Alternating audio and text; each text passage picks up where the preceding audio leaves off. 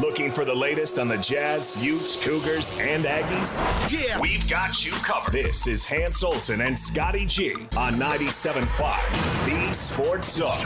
Hans Olsen, Scott Gerard, 97.5, the KSL Sports Zone, kicking off the final hour of the program, the world of college athletics. Every time you feel like, okay, maybe things are settling down a little bit, maybe this is normal now, then something happens and it gets turned up on its head again. That's what happened yesterday.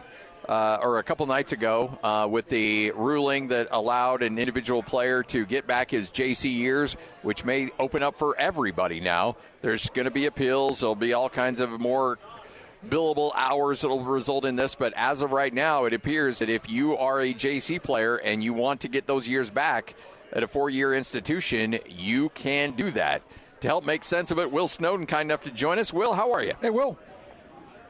I'm doing well, gentlemen. How are you? We're doing great. Happy holidays, by the way. How's everything in your house? It's festive and jolly, but I'll be honest, I'm in my office all day on the phone. It's just been absolutely crazy. It's been crazy, and it's getting crazier by the second. So we'll just have to play. I'm playing it by ear, brother. I'm just kind of skating, and I'm not the greatest skater, so I'll say this: I'm becoming one of the greatest figure skaters in the world because you got to be super light on your feet and quick, pretty witty to identify what the heck is going on. It's just been crazy. So we'll break this down. What does this Diego Pavea ruling mean for the college football world? Well, the first thing it means is. Number one, and maybe I don't even know if this is the right order, but for me, it's concerning for my high school athletes. It's majorly concerning, and it's a benefit and concerning. So the way I'll say it's a benefit is you look at these high school kids. The reality is college coaches aren't going to really want to take any high school kids. Even the 4 or 5 star kid. Really, right now, what college is going to be looking for is, can he come in and play right now? If the answer is no, they're going to want them to go to a junior college and develop for 2 years, playing against each other and getting better and getting higher level coaching and maybe better diet and better weight room and better understanding of schemes. And then they're going to be taking them after year 1 or year 2 after they've proven themselves at that level. So the number one, the thing is it's going to hurt high school players drastically. And obviously going into this year, I was 80% down on high school recruiting. 80%? So, whoa. 80% on high school recruiting. So from 4 or 5 years ago, I would have placed the same group that I'm placing this year. I would have placed them all players that I need to place, and it's tough. So the exciting part for me is the JC ruling is pretty exciting because of my situation that I'm in right now. And I think it will help the high school players this year. But it's going to be a little bit frustrating for parents and high school players moving forward over the next several years because in colleges, if they're being honest, they're just going to want to send the high schooler to a junior college. If you're kind of just like the minor leagues in baseball. So if you're the head coach at Snow or another JC, you're probably pretty thrilled about the prospects of the talent infusion coming to your team. Very, very excited about it. I mean, you're going to get, obviously, the junior college ball has always been super competitive and good, but now it's going to be on a whole different level because you're going to have, a lot of mid-3 stars that go junior college. And it just is what it is. And then they're going to go develop. So the blessing is it will be good for the players. It's just a little bit of a shock. And you're going to have older players. And it's about to get pretty crazy to see how many people are going to appeal. Right, really appeal and fight for it, which I would guess would be a lot, especially in this market of college football where kids are paid quite a bit of money to play. So it's going to be very, very interesting times. Will, how much more expensive has the cost of doing business gotten at the FBS level, I'll say in particular in the Big 12, just because we've got a couple of teams in this state in that conference. How expensive has cost of business gotten? It's expensive. So the way you look at it is upgrading is always more expensive than keeping, right? And so when you're going to upgrade anything, right, if you want to upgrade your car, you're probably going to spend a little bit of money. If you're going to upgrade your house, you're going to spend money. And what these coaches are looking to do is upgrade. So when you are upgrading, it costs more money. And so the guys who are in high demand, really it's a frustrating time because, for example, I have a son who plays college football, and he's a very good player. He's an NFL guy, and so he's high in demand. So obviously he's a loyal, and I'm just using him as an example, but what fans need to understand is a lot of these kids are loyal, and they love their program, and they want to be at their program, but it's very simple when you have the ability to make $100,000 or $200,000 or $400,000 more than you were being paid at your job. You're getting forced to make tough decisions. And it's not like there needs to be a bunch of tampering. It's really simple to see, right? You see the top guys leaving. It's just so shocking when you look in there and you see multiple starting quarterbacks in the portal. You see multiple starting positions in the portal. And it's such a broken system because, I kind of giggle because I sit up here and watch these coaches cry and complain about it. And, oh, man, it stinks. But you look at how much money they make at their job, or you see guys leaving a job and taking another job and also taking their players with them. Yeah. So it just is what it is, and everyone's just going to have to get used to it. And I don't think it will stop until the adults stop it as well. And I don't see the adults stopping because they know they have to generate as much money as possible for their financial future, for their children, and I think that's what the players are experiencing now, and they're going to continue to experience it, especially if you're a high-level guy. But yeah, you're seeing hundreds. I mean, these players are making hundreds and hundreds of thousands of dollars to do their job. And I'm happy for them, and I'm hoping that they're managing their money well. But this Power 4 money is pretty crazy. What's the let's just say a high level, the kid from Washington State, Mantier, he landed, I believe, at Oklahoma. And I'm not talking about him specifically, but a high level transfer quarterback that all the Power 4 schools, your upper echelon schools, are going after. What do you think the running cost is for a guy like that? It's going to start at $1.5 billion. Jeez. And that's for a year contract. And go up from there. So for a top, like, let me give you an example. You look for a top corner, a top DB. It's going to start at $500,000. It's going to start there. It doesn't mean it's going to end there, right? So if you're a top guy and you have people bidding for you, now all of a sudden you might be upwards of $800,000-900,000. So are the kids having to jump in the portal to get these numbers, or are schools coming to them saying, "Hey, don't go in the portal. We'll get you this money"? Yeah, I mean, so what most people do right now is what's happening is the general manager of each program will meet with the team, meet with each player. So what I think, how I would do it and how most schools are doing it is you meet with the player and you say, hey, this is what we think your value is for this year. And now that player has to identify if he thinks his value is higher than that or he's good with that value.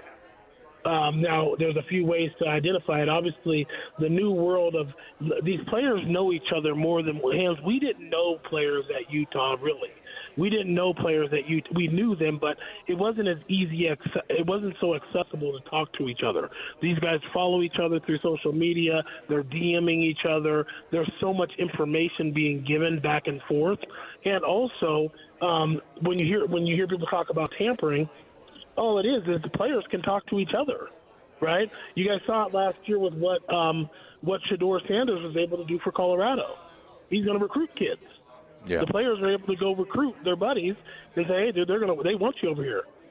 and now all of a sudden it's over. So there is no real answer, because I don't believe in tampering, because there is no tampering. All it has to take is you tell, hey, the quarterback at some school says, hey, we would love to have you here.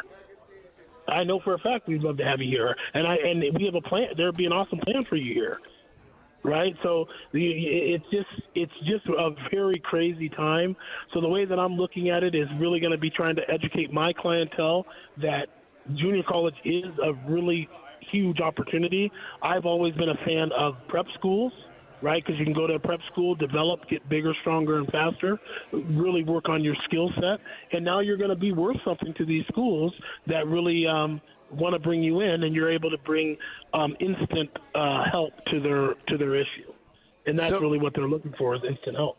Could we see a situation where a junior college aligns itself almost exclusively with the Division I program, and so that school recruits them to their JC and then moves them up as they see their development? For sure, and I'm interested to see what they're going to do with the JUCOs. Because if I was a head coach, if this was allowed, I would be really helping the junior colleges as well for the kids that I want. Right. Yeah. So for example, I'm going to use Rock Olson for example. Rock is an exceptional. He's a D1 athlete. He's already committed, signed up, but he still is developing into what he's going to be. Right. So really developing into what he's going to be, which I believe is an NFL lineman. And I'm saying that now. I believe Rock Olson will be an NFL lineman. Is he there right this second? No. There are some developments that he needs. So I think that schools like, let's just use, just because we're local, Utah might be into recruiting him and say, hey, we really love him, but right now what we're looking for is instant gratification, right? We live in this world of instant gratification. So the way he doesn't instantly gratify us, so he will instantly gratify me in a year. He will instantly gratify me in 2 years of these things being fixed. And so instead of me fixing it, let's let him go get reps, game action, and he's going to be able to come to me as a freshman if he went to a junior college. So, I mean, I think coaches are going to start working even closer with the junior colleges of telling them certain guys to take and certain guys to go develop. It's incredible. I mean, just hearing the numbers of the high school players that you're working with and the inability to find them a university or find them some type of financial assistance, it's staggering, Will, and it seems like it's going to get a little bit worse. So what ends up happening with this class and maybe next year's class? Are we just going to see heavy JUCO acceptance, or do we see a lot of players that would have played at the next level maybe phase out and not play? There's going to be a little bit of both there. You will see a lot of guys going to the junior college levels, but once again, the junior colleges still have only so many numbers as well. So right now, you're looking at the portal where we have over 7,000 kids in the portal right now. You have all of these high school players all across the country who are very good players. Every player that I'm still working with is a serious player. These are guys who've been training with me for years, have been in my program that I'm very high on. And the conversations I have with college coaches it's all very slow. And the coaches have to be honest. They are looking for the portal. They can say they want high school players. I listened to my good friend Steve Sarkisian in a interview just yesterday that how much he wants just high school players. Well, I'm going to look at how many portal guys he signs, because you could replace those portal guys that you lost with high school players if that's really what you want. So until a coach does that, it's not going to matter. The portal is going to be king, and these players are going to have to go junior college, develop, even though they were good enough out of high school to go play at that level. The numbers just don't make sense. And now with the fear of dropping to 105 on the rosters, man, it's just amazing. I'll tell you, Hans, over this last year, I've aged at least 5 years. Yeah. And again, this is, obviously there's a lot of things that need to happen. I know a lot of universities are looking to Congress to help out, but Will Snowden just got named the commissioner of college football, and you can make whatever changes you want to recruiting, to NIL, to any of it. How do you make this a workable system? So the first thing I would do is I would change the date, the portal entry period. It would not start in December. It would start, and it makes things harder for the coaches, but and also easier for them at the same time. There's, as you know, there's give, take, and everything. I would probably open the portal in January, right, which stinks, right? It just stinks. But you have to open it in January and make it a shorter period. So maybe I don't have the date yet because it just is what it is. Maybe it would be the summer it would open. Okay. So that then guys are, they're not getting to compete in spring, but you're able to evaluate all the spring film, everything that they did, and it opens in the summer. And as soon as June hits, the portal opens, and that month is they might as well, because high school recruiting isn't real anymore at the same level anyway. June is usually the time that colleges are really scouring for their camps and bringing in high school recruits. But the reality is they're not really doing that any longer. So families need to understand, going to camp is great, that you're just going there to get better, but it's still not the recruiting hub that it once was. So I would change the portal entry date so that college football doesn't get kind of ruined, because you have so many kids in the portal not playing in bowl games. Then maybe affecting their academics if they're in the playoff and they don't finish until January. Then they get in the portal and they're starting school late. It's just so that would be my first thing. I would change that. NIL wise, I think they're on the. I don't really think I would touch much of the NIL. It just is what it is. This is America, and we are a capitalist country. These kids are worth more money now than they'll probably ever be in their entire life. And if they have the ability to make money and capitalize off of that, they should be able to. So I think sharing the funds, that's fine. And I think they should be able to. Anyone who wants to do deals with college athletes should be able to do deals. I don't have any issue with the finances of it. And everyone as a human and as a fan, we have to just realize, we're going to lose some of our guys. It doesn't mean we should hate the kid. It means they're probably doing what's best for themselves and their future family. And that's what we're putting these kids in. But I will tell you, the anxiety of these players, because I have multiple college players in the portal right now, and it's never been higher. The anxiety is crazy. I have All-Americans in the portal right now that people are afraid to take. It's just shocking. It really is shocking, and it's kind of overflow of so many kids that you're just like, we can kind of take whoever. Jeez. And they're older, more mature, and guys have been working their whole life for these opportunities. And but I do think all-around football is going to get more competitive and better all around. And I think we saw that a little bit this year with, teams being able to bring in teams and build teams that can go compete really with anyone in the country. Will, always a pleasure, man. Thanks for hanging out with us and appreciate it. I hope you have great holidays and hopefully things somehow settle down for you, although I don't think it will anytime soon. I don't. And, hey, happy holidays to you and all the listeners.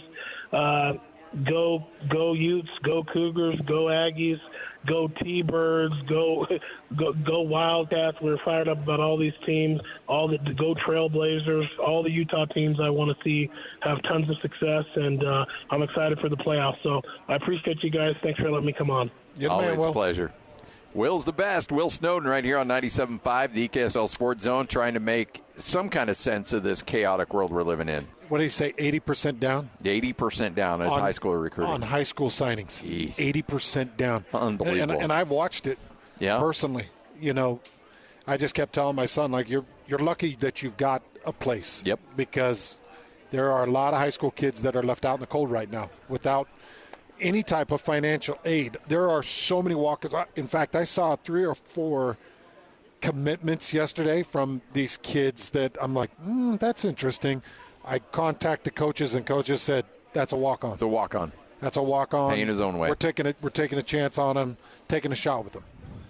801-819-7300. We're live here at the Road Home. Our coverage and our broadcast here at the Road Home brought to you by Performance Automotive Group in Bountiful. And Patricia's hanging out with us. How are you? Hi, Patricia. I'm doing great. Hi. Good to see you. Hey, thanks so much for the Performance Automotive Group being a part of this. I know this is something that you guys take a lot of pride in, but it's so great having you guys down here. Thank you. We love coming here every year. It's awesome. let's talk a little bit about your involvement with the Road Home and how that all came to be, and with us here at the Zone too. Well, yeah, this is the first time actually with the Zone. This will be our 4th year. We do it every year. I have a rep that just does not take no for an answer, and we would never say no to such an organization. They do fantastic work, and they help these people get on to their next step of life, and it's a wonderful, wonderful thing that they do. So we're thrilled to be a part of it, and especially this time joining the Zone as well. Yeah, well, we're fired up to have you too, and I'm a Bountiful guy too, so I love everything about what you guys do there at the Performance Automotive Group. But you know, there's so many people in times of need this time of year that need a little bit of help, and you know, just a $5, $10, $20, anything helps right now. Exactly, and this year they're even taking PayPal, Venmo, so let's do that. Bring stuff to us. They're really in need of toiletries, men's clothes, so bring it on down. Yeah, absolutely. As you've gotten to know the Road Home a little bit, what is it that fascinates you, interests you about this group in particular? In particular, it's the fact that they help these people to move on and to get better in life. And it's not just a place where they're going to stay here and live. It's a step up for them. It's a stepping stone in their life. And they get them the things that they need, and they make their lives better for their children as well. Well, and you also want to make sure you align yourself with an organization that keeps those administrative costs as low as possible, so that if you do donate a few dollars, that you know that they're going to stretch that dollar as much as they can, and it's going to go right to the people that need it the most. That is huge. Absolutely. Patricia, thanks so much, man. We appreciate it. Thank you. Appreciate you. Thanks, Patricia. Thanks. 801-819-7300. Please call, donate, whatever you may have. And again, as Patricia mentioned, Venmo, PayPal, all available at the Road Home. 801-819-7300. That's 801-819-7300. Coming up next, we'll spin the wheel, a little sports roulette straight ahead. 97.5, the KSL Sports Zone. Hey, bro. You hear us every day with our crazy opinions. Hey, what you doing? Well, now it's time to hear from you. Hey, great show. Download the KSL Sports app and fire off your thoughts with a call-in tab on the bottom of your screen. Your show is fantastic. It's the one that captivates me the most. You can tell PK to stop singing. She bangs! She bangs! Let Jake and Ben know what you really think of the Jazz. Woo! Tell Hans and Scotty about your favorite barbecue spot, or what color of tie JJ should be wearing on TV. The best entries will be played on the air. Download the KSL Sports app now and hit the call-in button to let your voice be heard. I think you guys do an incredible job. This is 97.5, the KSL Sports Zone. The wheel is loaded, and it's time to talk some sports. This is Sports Roulette with Hans and Scotty on 97.5. The KSL Sports Zone. Hans and Scotty, 97.5, the KSL Sports Zone. Where do you put Elvis on the Christmas list? Way down the line. Really? Yeah. You're an Elvis guy, though, right? Medium. Oh, you just like Graceland. Love Graceland. I love the history of Elvis. Okay. But Elvis himself, not so much. Not the biggest Elvis music guy, no. But the history of Elvis, I think, is wildly fascinating. Oh, yeah, that's a dude that's got some stories. Yeah. And the whole legend of Vegas getting the hooks in him is some of the Elvis historical documentaries are so incredible, man. I thought that the movie was really good. I still haven't seen the movie. It's really good. It takes kind of a different director's angle. Yeah. But dang, it's so good. So I do love the life and the history, and it is a sad ending. But not the biggest Elvis fan, music-wise. Is it like official that he died on the Crown? Yeah. Is that true? Yes, in the toilet. Yep. Okay. Yep. All right. That is true. Because I know that was always the rumor, but I didn't know if that was like the official story that. That's the one that our guy bit it. Always heard, and yeah. We don't know what exactly was going on in there. But that's the story. Well, what a way to go, man. That's how I'd like to go, instantly on the toilet. Yes. All right, let's get to it. Lloyd, fire up that old roulette wheel. Stick to Monday, Thursday, and Sunday, please. This really bugs me, Scotty. This really bugs me. So Saturday, tomorrow, NCAA kicks off at 10, 2, and 6. With their first round of college football playoff games. Yeah. The NFL kicks off at 11 and 2:30 with the two games that I want to see the most. You got Kansas City sitting at 13-1. Yeah. Against the Texans at 9-5. That's going to be a great test. Yep. And then you got the Steelers at 10-4, kicking off against the Ravens at 9-5. That's going to be a really good test. And I can't wait. I want to learn a little bit more about the Steelers and what exactly they're doing, and are they the real deal, or are they a poser? Same with the Ravens, with Lamar and what all is going on with Baltimore. But I can't spend a lick of time with the NFL. No. Because it's all college football playoff all the time. Yeah. It is. Stick to your days and times. Yeah. Nobody's going to mess with your Sunday.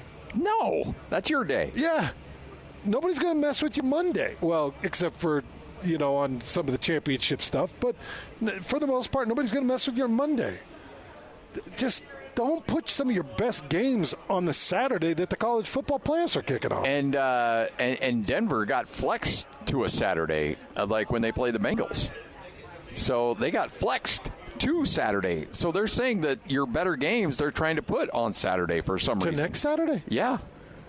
Not this Saturday, but a week from Saturday, yeah. But during the second round of the college football playoffs. I don't get it. Makes no sense to me.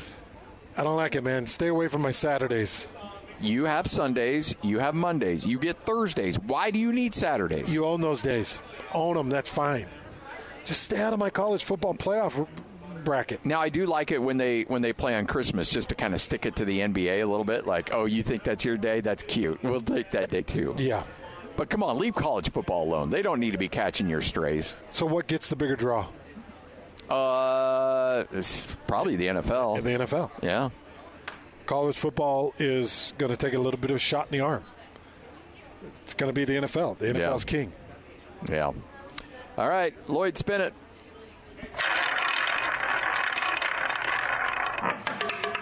Nice portal pickup for the Utes. Well, we talked a little bit about it. Washington State transfer Wayshawn Parker has committed to the University of Utah. Number 4 running back in the entire transfer portal. He was 137 carries for 735 yards, averaged 5.4 yards a carry. He racked up 4 touchdowns. Now, remember, he was the rotational running back and racked up 735 yards. Also pulled in 11 receptions for 110 yards and another touchdown through the air. He is highly rated, highly regarded, very sought after, and he is signed with the University of Utah. Now, obviously, Mark Yatawaya, who came from Washington State, probably had a heavy influence in the direction of Wayshawn Parker. So what you're seeing right now is hiring that has direct impact on recruiting. Yes. Yep. The University of Utah hired coaches that were going to bring impactful players, whether it was Jason Beck with his quarterback and running back, or Mark Yatawaya with his running back. Kyle Whittingham's a smart man, and he knows that his running game has to return to superiority. He knows it. He's got to find a running game. And he went out there and found coaches that have connections, that feel like they could persuade, get him the money, get him in the system, and get him running. And this one's a big pickup. I was talking to an AD about the hiring practice, and I asked them, wow, there we go. It's been a minute since we've heard the train, but I asked them, how much do you take into consideration when you're hiring a coach, not just their ability to coach, not just their ability on the X's and O's to motivate and everything else, but who they bring with them? And they said, yeah, it's part of it now. That a coach will come into an interview and say, I've done this, and oh, by the way, if you hire me, I will bring this person, and this person. Which is such a heavy weight to put on these coaches. It really is. But nowadays, it's like, because these ADs are demanding that these coaches come in. There's no more 4-year plan for a coach. They demand that these coaches come in and they win immediately. Identify talent, land talent, develop talent, and go. And part of that winning immediately is securing players that will come with them, which stinks for offensive coordinators and defensive coordinators. But a lot of times now we're seeing coordinators and position coaches saying, oh, no, if you hire me, I'll bring this player with me and this player. So everybody's got players attached to them, which is why you need to go out and get good recruiters that have those connections that bring in players and then not only bring them into those programs but continue to develop those relationships so that when that coach leaves and goes somewhere else, that player's like, well, coach, wherever you go, I go. And I'll follow you wherever you want to go. And he's like, well, we're going to Salt Lake City. All right, let's go. Well, this is good news because, as you mentioned to me, I think it was off air, Mikey Mitchell's out. Yeah, Mike Mitchell is now hitting the transfer portal. Maybe he sees what's going on with, a guy from New Mexico, a guy from Washington State. And he's like, well, geez. A new running backs coach. Yeah, a new running back coach who's not my guy. So maybe I need to go hit the portal and look somewhere else.